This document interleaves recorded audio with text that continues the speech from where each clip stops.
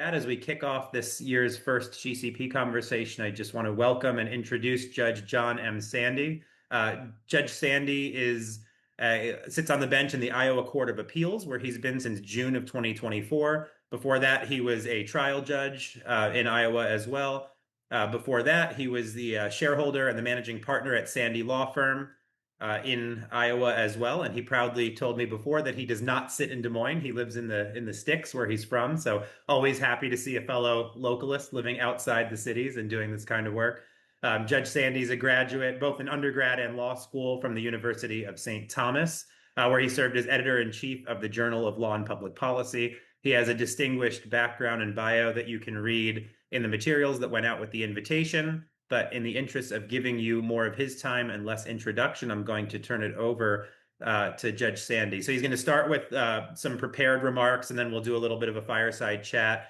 And then if we have time at the end, we'll try to take a couple of questions from the audience. Just a reminder, you cannot be heard if you're in attendance. So if you have a question, you can put it in the chat or in the Q&A function, and I can try to curate those as we have time. So Judge Sandy, I'll turn it over to you. Thank you so much for being with us. Thanks, Frank. Thanks for that introduction, and I'm honored to be with you all. I've been following Napa Legal for quite some time, and I'm real supportive of the work that they do. So the speech, it's actually a speech that I wrote, and I started working on the speech just after Christmas, and then fortunately or unfortunately, I happened to read Justice Thomas's recent speech at the University of Texas in Austin, and realized he stole my thunder because about half of the speech are talking about some of the same themes that he talked about. But nonetheless, the speech is going to be given to more local folks in my neck of the woods. And I don't think lay people from Northwest Iowa necessarily were tuned into Justice Thomas's speech. So I'm not in too much trouble. But I'm going to give the speech for you. It's not too long. It's only about 5 or 6 pages. And then I think it'll spur some conversation from that. And I also think it's the first time, maybe outside the governor's interview for the job, for my appointment, it's maybe the first time I've really sat down and wrote my perspective on different things. And so I'd like to give that. And I apologize if you see me taking my caffeine-free Diet Coke drinks throughout the speech, but I'll do that to wet my tongue. As we approach the 250th anniversary of the Declaration of Independence, we do so at a time when many of the truths announced in that document are no longer treated as fixed or foundational. Too often they are treated as outdated, embarrassing, or obstacles to progress, rather than the very principles that made ordered liberty possible in the first place. So I am grateful to be with you. I am especially grateful for any serious effort to renew the American constitutional tradition and the moral vision that undergirds it. My hope is that such work will not merely improve academic life, but will strengthen our fellow citizens' attachment to the principles that gave birth to this nation. I come to these questions not as an academic theorist, but as a judge, as a lawyer by training, and as a citizen, and as someone raised in a small Iowa community where love of place, duty, faith, and country were not abstractions. They were assumed. They were lived. In places like mine, people may not always speak in grand philosophical terms, but they know gratitude, obligation, sacrifice, and reverence when they see them. They know that freedom is not self-sustaining. They know it must be guarded, taught, and when necessary, defended. When I was growing up, love of country was not perfect, but it was real. It existed alongside human flaws and national failures. Yet even with those failures, there remained a broad sense that America was not merely a place to live, but a place worth preserving. There was still a belief that our rights did not come from government, that our dignity did not depend on public approval, and that citizenship carried obligations as well as privileges. And that brings me to the Declaration of Independence. Its second paragraph contains some of the most consequential words ever written. We hold these truths to be self-evident, that all men are created equal, that they are endowed by their Creator with certain unalienable rights. Those words are not ornamental. They are foundational. The phrase self-evident matters. As the American Heritage Dictionary puts it, it means something, quote, obviously true and requiring no proof, argument, or explanation, end quote. That is exactly the point. These truths are not granted by majority vote. They're not created by courts, legislators, or bureaucracies. They are not inventions of government, and they do not disappear when a generation grows embarrassed by them. Those truths are the foundation of our constitutional order. They tell us first what man is, and then what government is for. Man is created equal in dignity and possessed of rights that precede the state. Government, therefore, exists not to manufacture rights, but to secure them. That is the American proposition in its clearest form. Too often, when discussing the Declaration, people try to make these first principles obscure. Intellectuals want to make them sound esoteric, matters of endless sophistication, abstraction, or fashionable debate. Even people who claim to support them sometimes speak of them as if they are academic toys. They overcomplicate them. They drain the spirit out of them. They turn living truths into seminar material. But the principles of the Declaration are not merely abstract theories one encounters in college or law school. They are, or at least they should be, a way of life. Alexis de Tocqueville observed that there was, quote, no country in the civilized world where they are less occupied with philosophy than the United States, end quote.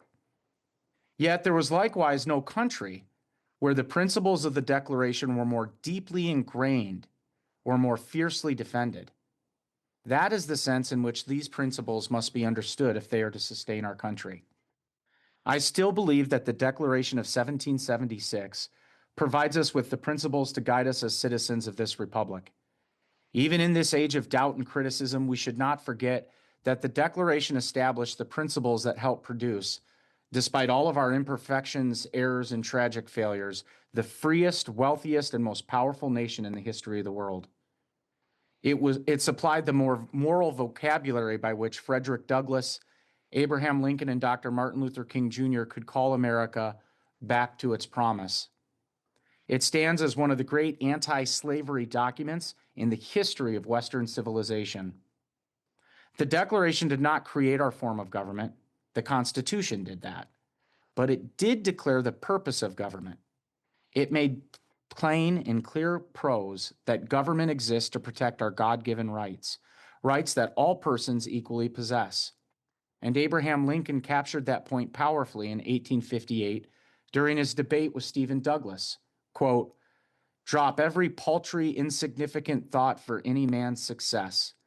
It is nothing. I am nothing. Judge Douglas is nothing. But do not destroy that immortal emblem of humanity, the Declaration of American Independence, end quote. That is exactly right. The Declaration's principles were so powerful that our nation could not forever coexist with the contradiction of slavery. They were so powerful that Americans fought and died in civil war to make men free. They were so powerful that they eventually helped bring an end to segregation. And they remain so powerful that they continue to inspire people around the world to throw off oppression. But as important as those famous lines are, I have become increasingly convinced that one of the most important sentences in the entire document comes at the very end. After stating their principles and grievances, the signers concluded by pledging, quote, to each other our lives, our fortunes, and our sacred honor. To borrow from Justice Clarence Thomas, that sentence is not an afterthought. It is the hinge on which the whole Declaration turns. Without it, the Declaration is merely admirable prose. And with it, it becomes an act of courage. It becomes flesh and blood. It becomes real. The men who signed it were not merely stating preferences. They were putting everything on the line for what they believed to be true. They were saying that these principles were worth sacrifice, worth risk, worth suffering, worth death if it came to that. What changed the world were not words alone, but the character and conviction of people willing to labor, sacrifice, and if necessary, die for those words. It's what Lincoln at Gettysburg called the last full measure of devotion. Recently, I came across a definition of courage attributed to President Franklin Roosevelt. It said this: courage is not the absence of fear, but rather the assessment that something else is more important than fear. Whether or not those were his exact words, the point is sound. The signers were saying that the principles in the Declaration were worth more than safety, more than comfort, and more than life itself.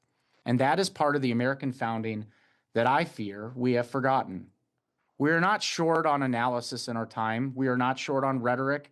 We are not short on people eager to speak nobly about first principles. But what is often missing is devotion. What is missing is the willingness to bear the cost of conviction. We admire courage, but in retrospect, we're often reluctant to practice it in the present. And no republic can endure on borrowed courage.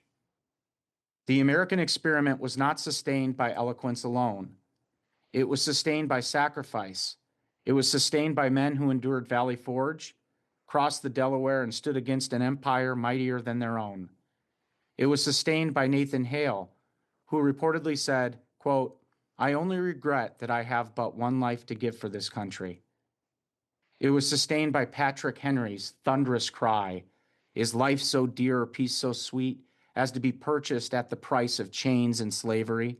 Forbid it, Almighty God. I know not what course others may take, but as for me, give me liberty or give me death."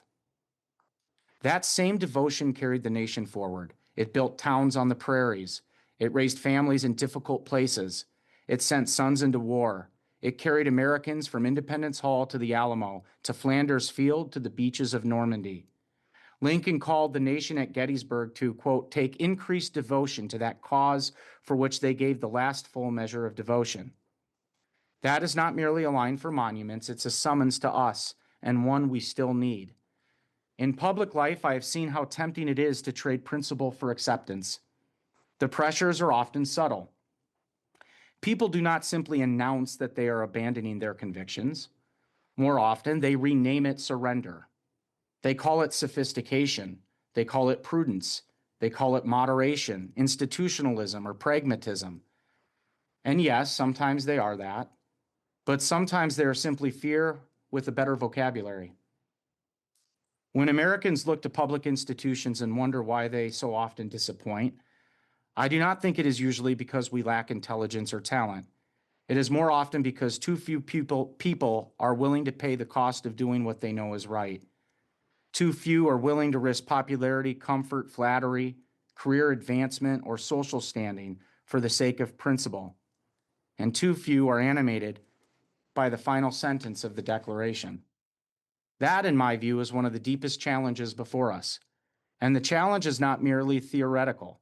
Our age is deeply suspicious of limits. It is uneasy with permanence.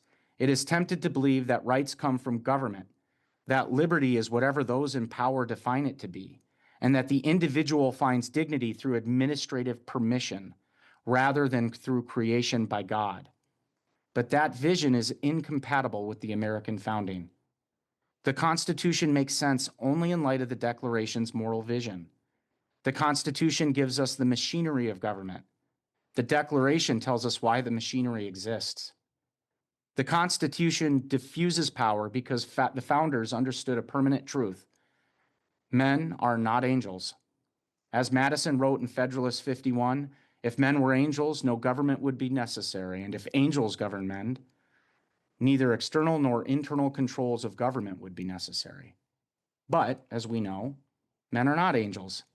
Power, therefore, must be checked, divided, and restrained, because human beings are fallen and government is always tempted to exceed its rightful bounds.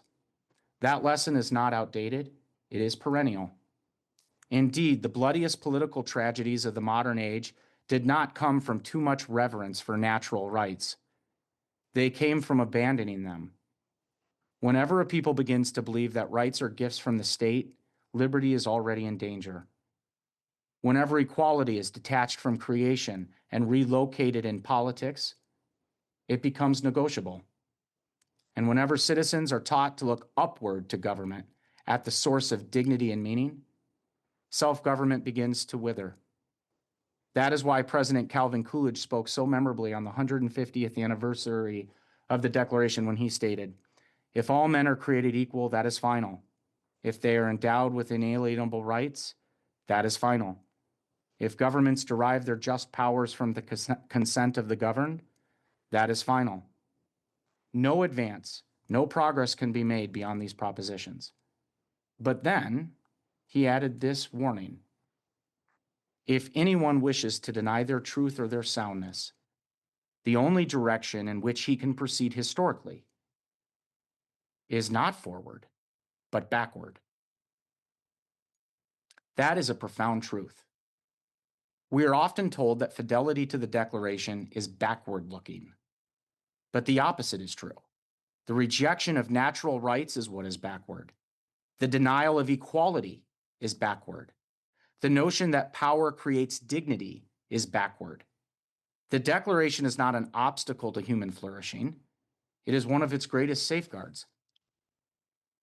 So, as we approach this great anniversary, I do not think the question is whether we can still admire the Declaration. Of course we can. The real question is whether we still possess the courage to live under it. And I think that is a harder question, because the courage required of us today may not look like the 1776 Revolution or Gettysburg or Normandy. Most of us will not be asked to sign a death warrant for ourselves or to storm the beaches under gunfire. But we will be asked to stand firm in smaller yet meaningful ways. We will be asked to say what is true when it is unpopular. We will be asked to defend permanent things in an age of relentless reinventation. We will be asked to resist fashionable falsehoods, to bear criticism without capitulation, and to hold fast when the cost of faithfulness becomes real. That may mean speaking up when everyone around you expects silence. It may mean standing against anti-Semitism or other fashionable bigotries.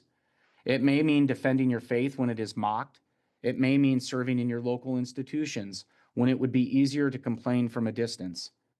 And it may mean refusing to compromise your principles, even when doing so would cost you friendships, opportunities, or standing. Those acts may not seem dramatic, but republics are usually preserved by ordinary courage long before they are saved by extraordinary heroism. And I will say this plainly: I do not think courage can be sustained for long without faith. If our rights truly come from God, then our duties must also be understood in light of Him. If human dignity is transcendent, then our strength to defend it must come from beyond ourselves. Human praise is fickle. Social approval fades quickly, and institutions disappoint. But a person grounded in faith can endure hardship because he knows truth does not depend on an applause. Lincoln understood that at Gettysburg. Though the crowd had gathered to remember the dead, he called the living to action. Quote, "It is rather for us to be here dedicated to the great task remaining before us, that this nation, under God, shall have a new birth of freedom, and that the government of the people, by the people, for the people, shall not perish from the earth." That remains our charge. Let us honor it as the most important political act in our national history and the moral foundation of our constitutional order. But let us not honor it sentimentally. Let us not reduce it to nostalgia, ceremony, or academic performance. Let us honor it by recommitting ourselves to the truth it proclaims and to the courage its signers displayed. The Declaration still asks something of us. It asks whether we believe that rights come from God and not government. It asks whether we believe that equality is real and not merely rhetorical. It asks whether we are capable of self-government because we are willing to first govern ourselves. And above all, it asks whether we possess the devotion necessary to preserve what we have inherited. The men who signed the Declaration pledged their lives, their fortunes, and their sacred honor. We are not called to imitate them theatrically, but we are called to imitate their seriousness, their fortitude, and their willingness to sacrifice for truths they did not invent, but gratefully received. So let us celebrate this anniversary, not as passive spectators, but as grateful heirs determined to prove worthy of what we have been given. Let us defend the principles of the Declaration in our own homes, our schools, our churches, our courts, our communities, and our country. Let us teach them clearly, let us live them faithfully, and let us do so with courage and with the firm reliance on the protection of the divine providence. Let us in our own time prove equal to the inheritance we have received, and let us mutually pledge to each other our lives, our fortunes, and our sacred honor. Thank you, and may God bless the United States of America. Wow. Thank you, Judge Sandy. That's a powerful way to start this. So I have a couple of I think themes that I've hit on from your remarks that I want to follow up on a little bit. So it's my first question, if you would, as you said in your remarks, and this theme kind of goes throughout the lecture. It's easy to talk in abstractions about rights and courage and faith and all of that. Much harder to actually live it out in practice. And I think for particularly from your role, the role of a judge, it's not an easy one. A lot of these considerations can have really practical consequences. So can you give our fellows any examples of times when your faith required you to be courageous in your work, either as a judge or before that?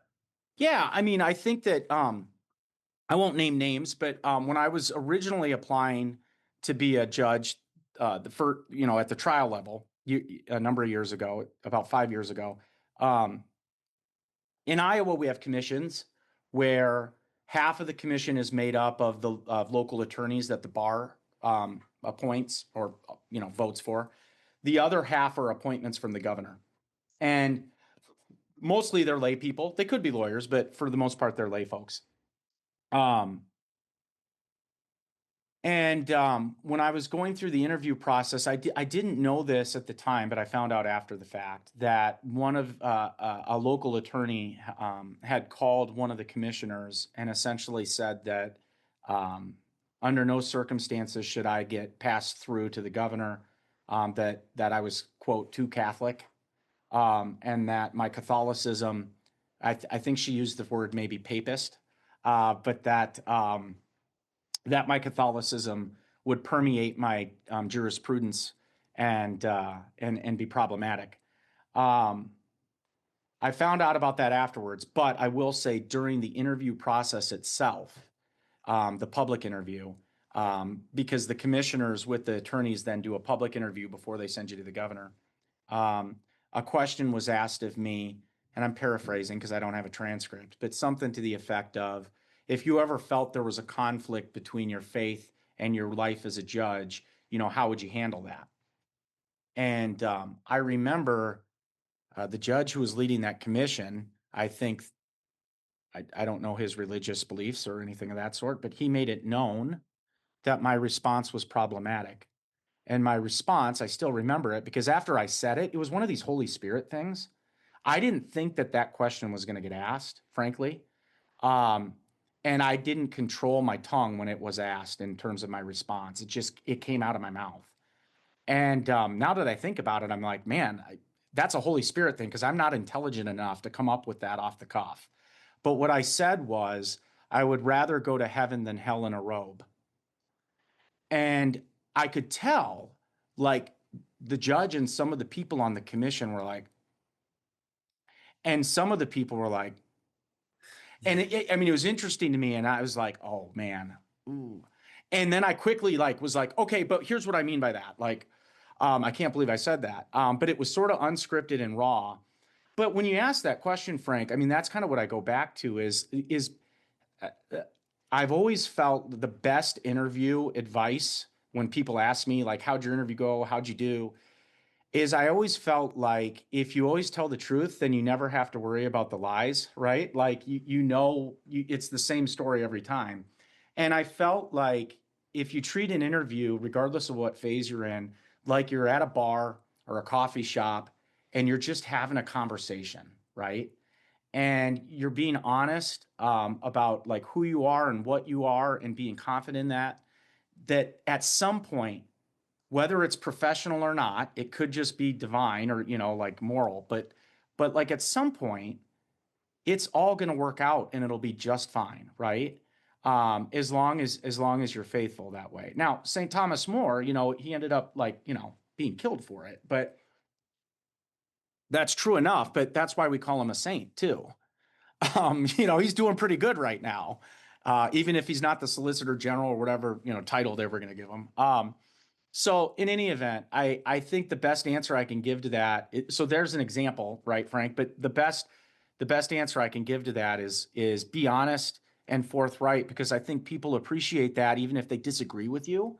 I think they appreciate that more than like being politicky. I don't know if that makes sense. Yeah, no, that's a great point. I love that you brought up the Thomas More question, right? Because he had ultimately been led to the situation where he had to choose between, his soul and his life in this world. But one of the things that fascinates me about More's life is he made a million little decisions in the way that he honored God and prioritized his family and his vocation all throughout his life, and that led him to have the character and the faith that could be heroic when the time came. So I think your point is well taken. If in every situation we're the kind of people who don't lie, who live out the Catholic faith, and we're a lot more prepared to be heroic if and when we're called to that. Yeah, if you don't practice virtue, you won't be virtuous when it matters. Yeah, very well said. So I guess following up on that, honesty is obviously a huge one, but do you have any other thoughts on how your Catholic faith in particular affects your work as a judge? Like, how would your professional life and your judicial career be different if you were not faithful Catholic? Yeah, I think that it's not so much like when I'm asked this question, it's not so much like, well, I'm a Catholic, so let me see what a papal encyclical says about this, and then I'll get back to you on my legal answer. That's I think that's a weird way of looking at it, and not kind of how it at least comes about in my view. But I do think there's a way in which when you think with the mind of the church, right? It provides sort of a lens by which you see everything: man, creation, engagement with culture. And so I think like the way to think about it in my mind isn't so much like I do my job like this as a judge in terms of how I rule because of my Catholic faith, but more so my view of humanity, of the intersection of law, what is the point of law, right? Is through a Catholic lens, and that even transcends just like my formal judicial work. It's my office. It's how I communicate with my staff. It's how I communicate, and it's how I view people in cases that come before me. There's no throwaway people. John Paul II's great quote is, "We are greater than the sum total of our bad acts." And so when you look, I mean, it even affected how I practice law. So like one of the things I practiced criminal defense for a period of time before I became a judge. And one of the things I would do that people to this day find like odd, but I think it was really driven by my Catholicism, if you think about it, was especially in the cases that were like deplorable, like sex abuse cases, murder cases, things that were really bad stuff, child abuse cases, is I'd ask the defendant, my client, I want you to bring a photograph of you when you were a little kid or a baby into me. And they'd be like, why? I'm like, I want you to bring a photograph of you when you were a little kid or a baby into me. Mhm. And they'd be like, okay. So they drop off a photo or whatever. They'd have their mom, I mean, they'd have to dig it up and whatever. And I'd always put that photograph in my file, in the client file. Because regardless of how angry I might have felt about the facts underlying the case, I could never get angry at that little kid. Right. And so I think that dignified sense you bring to, really it's about love. Because that photograph forced me to love them like God loved them, like their parents loved them, even in the midst of all sorts of circumstances that were hard, for me to, because of my humanity, right? Like my judgment, my senses, whatever. So I think that lens though drove my work as an attorney, but also my work as a judge in terms of how I view people that come before me, but how I also communicate with my colleagues.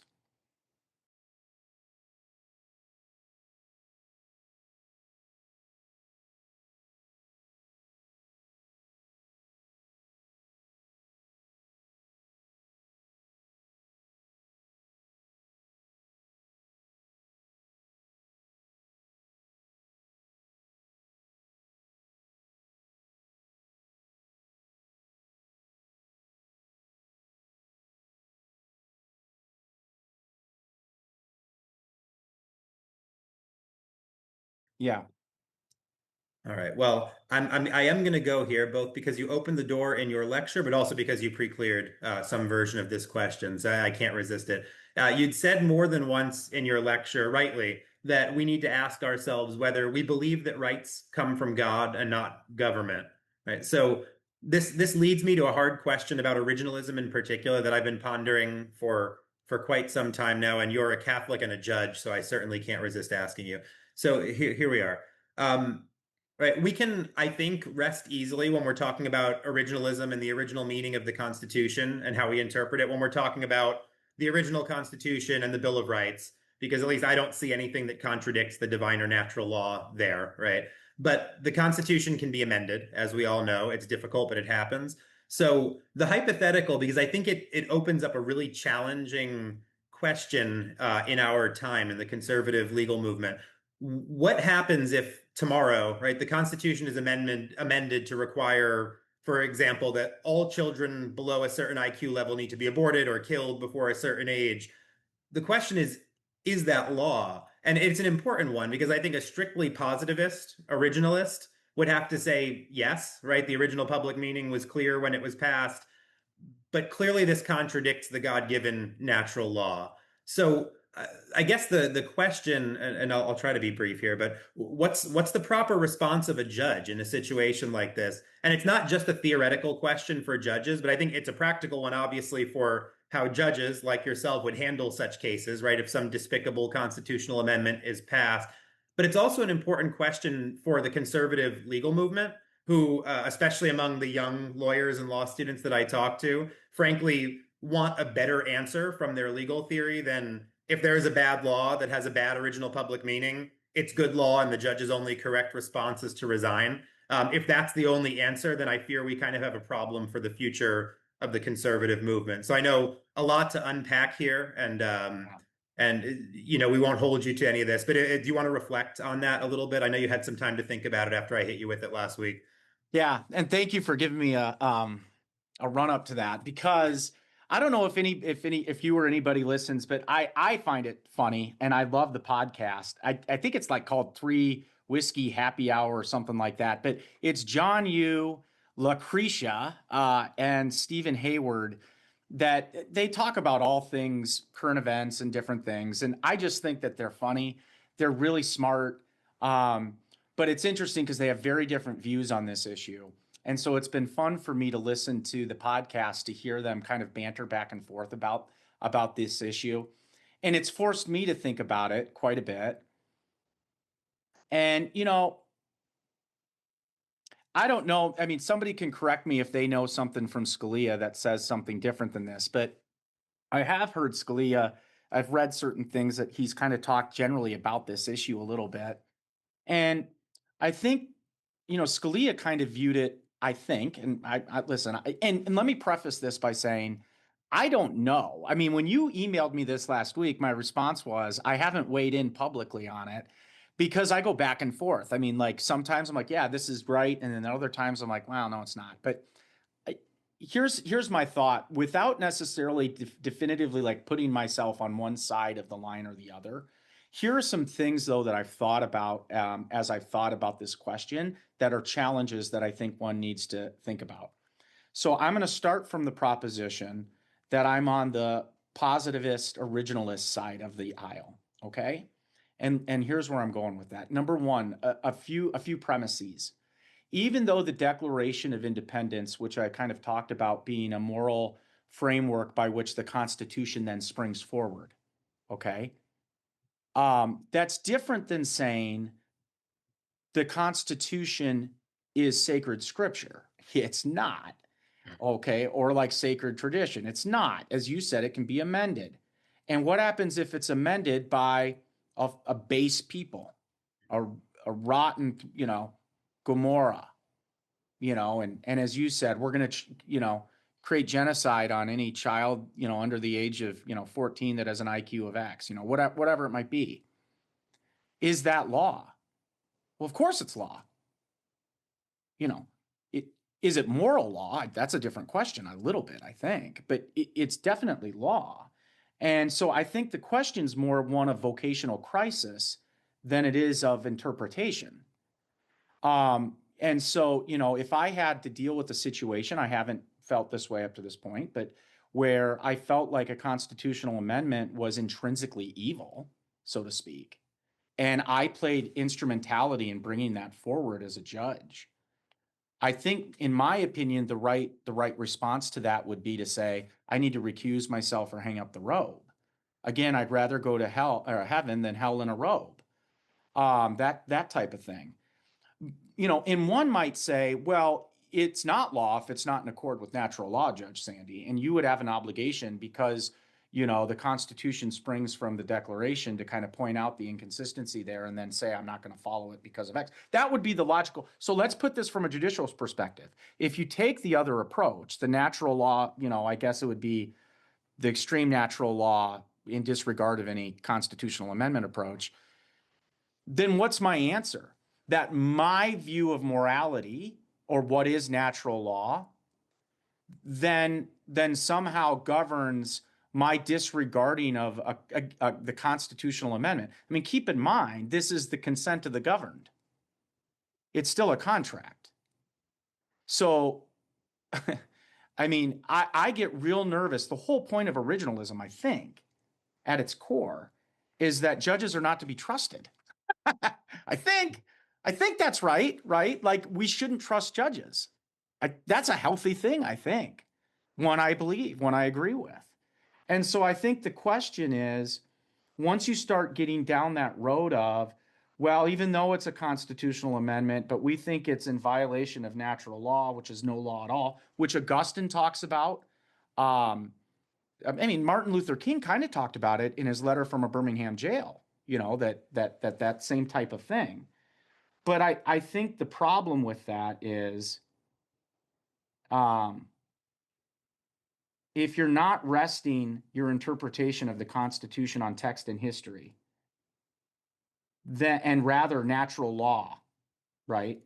How do you guard against natural law conveniently mirroring your own preferences, right? And I think the discipline of being a textualist or originalist protects against that. So even a judge who has strong natural law commitments, I think, has reason to be cautious about invoking them, not because they're not real, but because the office of judging is not the office of like philosopher king. And I keep on going back to like Dred Scott. I mean, if you read Dred Scott ruling, they talk about natural law and natural hierarchies. Now, I understand one would be like, well, that's not natural law, but that's my point. One person's concept of natural law is another's enslavement. And so, I don't know. I just think that it gets too amorphous for my liking. And I think that there's a benefit to avoiding that for a number of different reasons. I think the alternative could be more disastrous than people envision. Yeah, it's a fascinating conversation. I have not taken too much of a public stance, though a lot of the people on this call, I think, have heard a lot of my musings on it. But I guess so. Then, if I could just follow up a little bit. Again, this doesn't need to be hard answers. We're just kind of reflecting out loud a little bit here, and we can always cut this from the recording if you'd like. So, No, that's fine.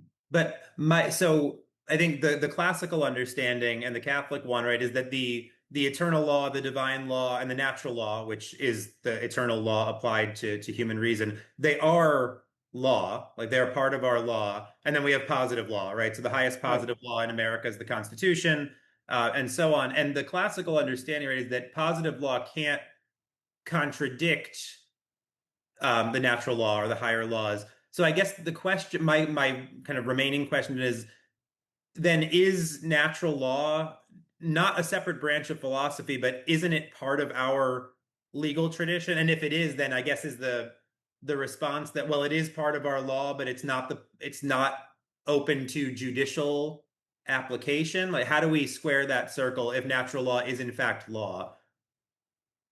Yeah, I think the natural law could manifest itself in constitutional amendments if you wanted it to, explicitly. But I mean, I'm trying to think from a practical mechanism, right, Frank? From a judicial perspective. Do you really want 9 justices imposing their view of natural law on the citizenry? I mean, if you and 8 Thomists were on the court, then yes. So I think my problem is less theoretical and more to do with the state of our elite and our judiciary. But no, in our current culture, for sure, point well taken. That's my point. Sure, in an alternative universe, if you could create circumstances such that X, maybe you have a point.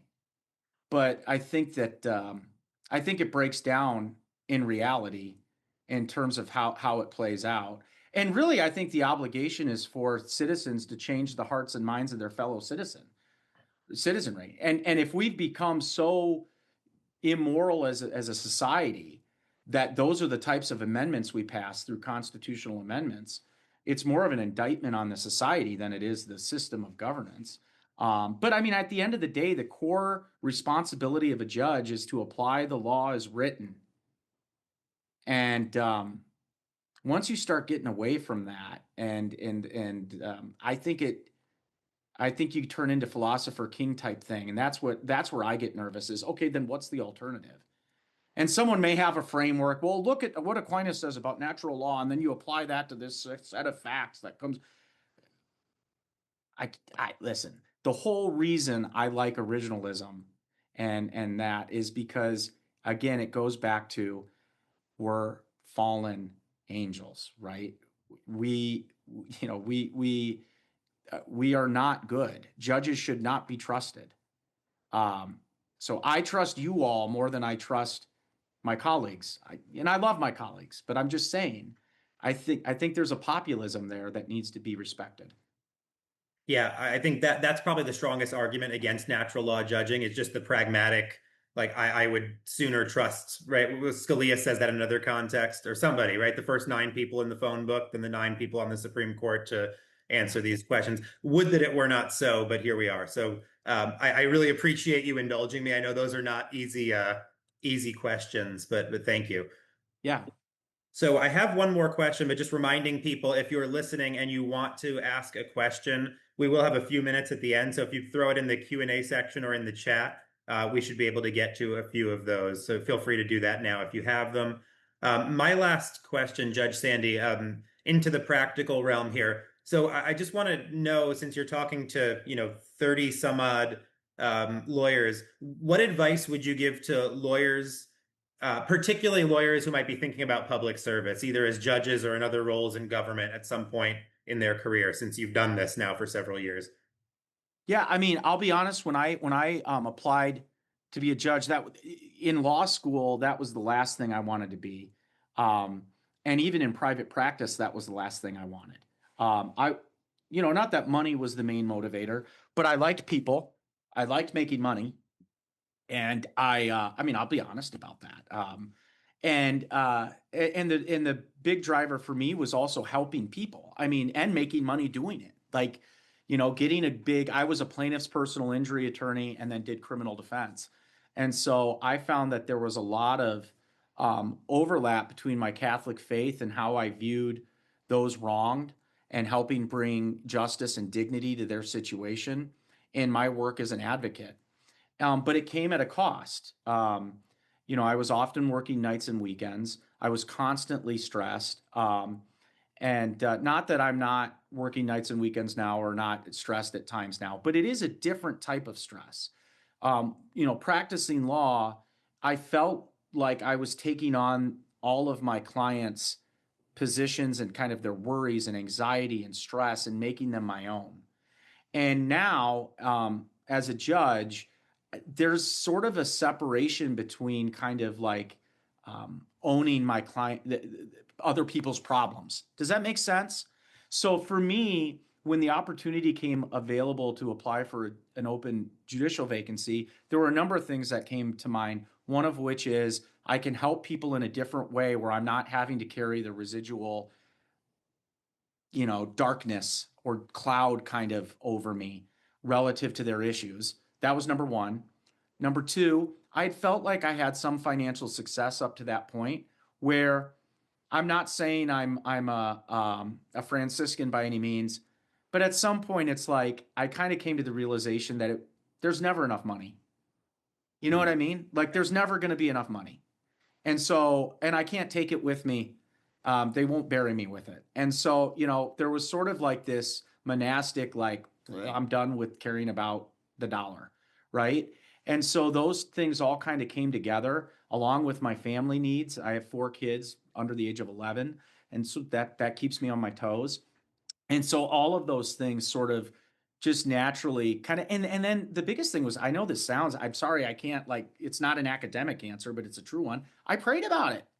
Like Mhm. I prayed, I kind of just like envisioned like, okay, what happens if like I got a phone call and I actually was this instead of an advocate? Like, how do I feel? What is my interior disposition? My movements of the soul, right? Like what does that feel like to me? Um, and through prayer, I felt a lot of peace about it.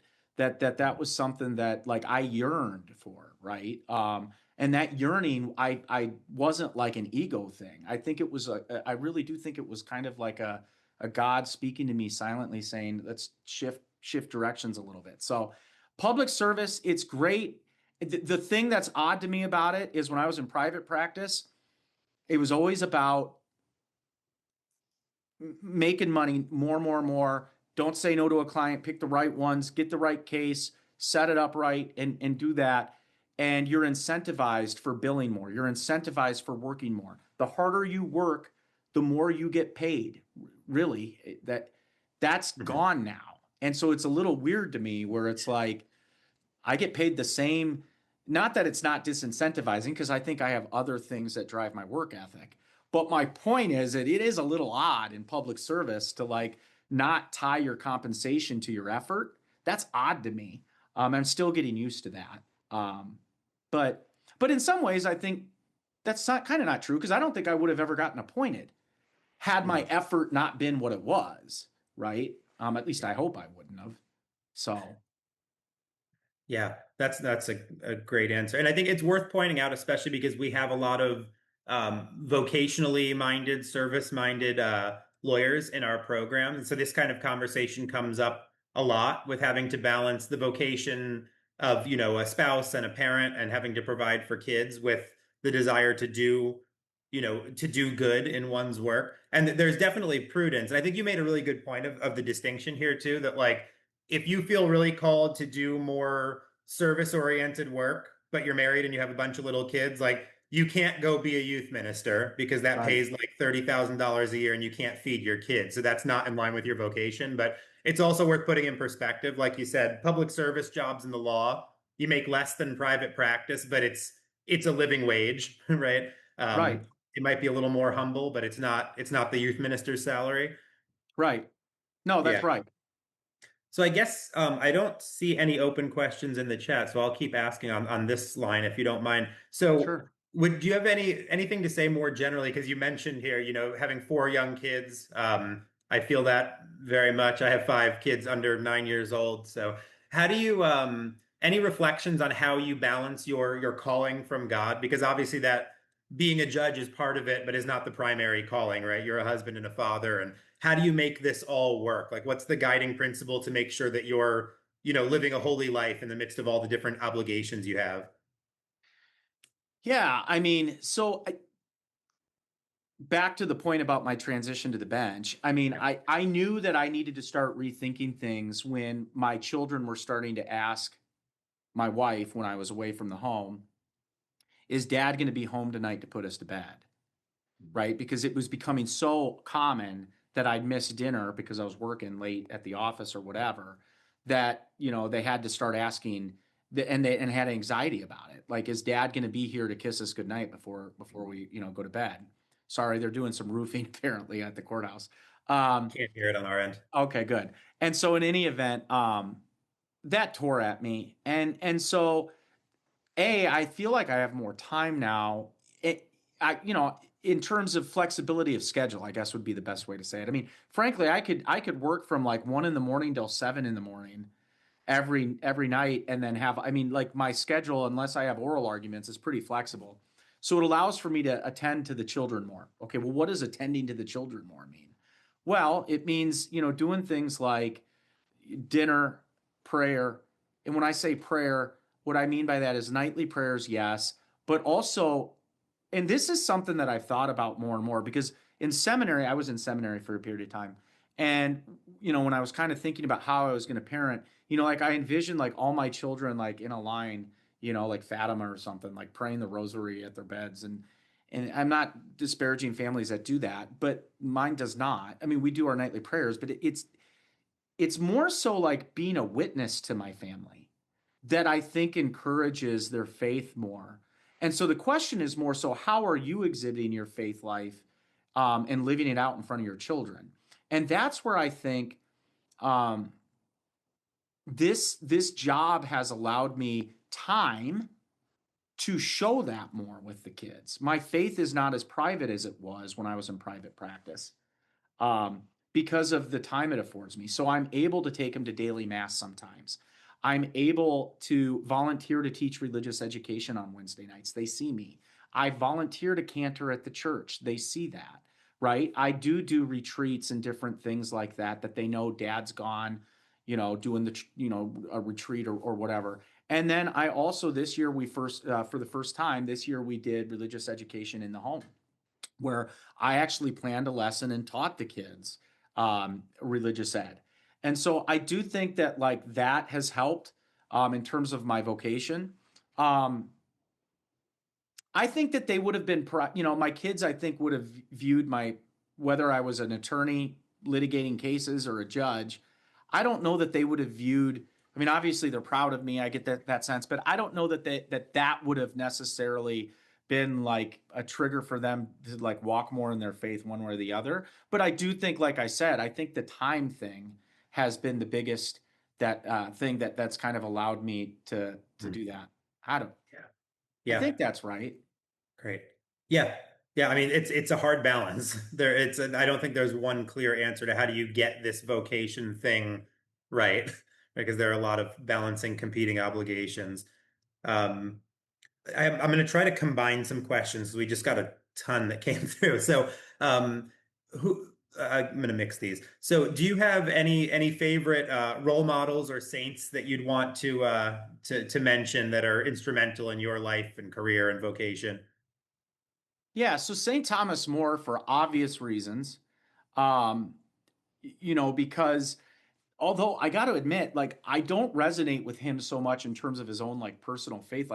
He was actually pretty austere in terms of like would wear wool shirts and not eat fast for days at a time. Like I have trouble sometimes like emulating that. Like that's not me sometimes. But I think like the litany of humility, I'll pray that often and then think of him in terms of like my own career advancement. There's been cases I've had where you'd like to say I'm never influenced by outside pressure, but there have been a few cases that have come up over the years where you can't help but think in the inner parts that you don't talk about, if I rule this way, there is going to be a backlash, right? Like especially as you advance in your career to different positions. And I think like constantly kind of reminding myself, what would St. Thomas More do? Litany of humility, surrender, talking about that authenticity that I was referencing earlier, right? Like going back to that and not starting at a conclusion and working your way backwards, but starting at the beginning and go where your reason leads you, go where the law leads you, right? And as long as you're doing those things, I think that's what's important. So St. Thomas More would be one for that reason. I think he's my accountability partner. I mean, he is. He's kind of like, hey, judge, are you doing this because of worldly praise or because you know that whatever, right? And there's been cases, not many, but there's probably been two or three cases where I've had to have those gut checks sometimes with that. Um, and then Saint Jose Maria Escriva. I'm a big fan of Opus Dei, and so the way the Furrow the Forge. I love some of his writings in terms of little daily snippets that I'll take in with me. So he'd be another one. And then I don't know why, but I've always had a fascination with history of World War II and like the Holocaust, even from a really young age. I remember when my parents took me to the Smithsonian, um, and to the Holocaust Museum once it opened up. I remember like having a fascination with that whole history. So obviously, Saint Maximilian Kolbe um, has been important in my life, and my mom was raised Jewish, and so there's kind of a connection there that I have with him in terms of my spirituality. But those would be like the big three if I had to pick. Colby was my confirmation sponsor. Um, uh, so those would be the big three. Right.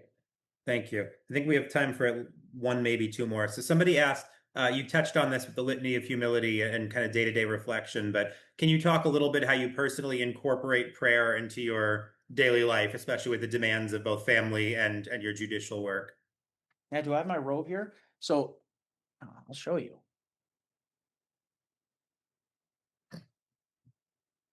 So um, my friend from, I don't know if I probably wait till I get up here closer, but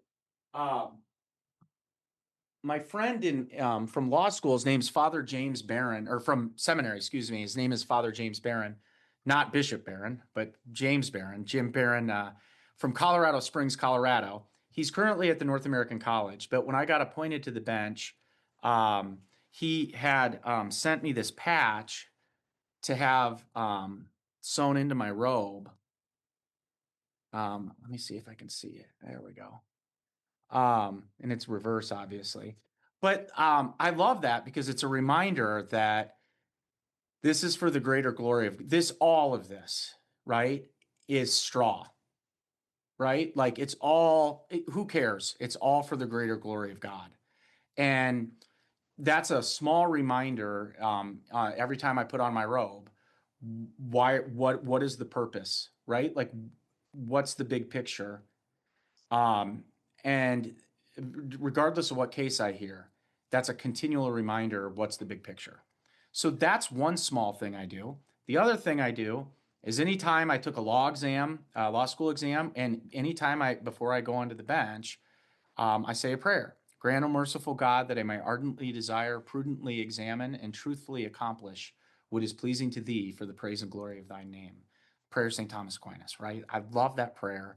And I usually say that internally every time before I go on the bench.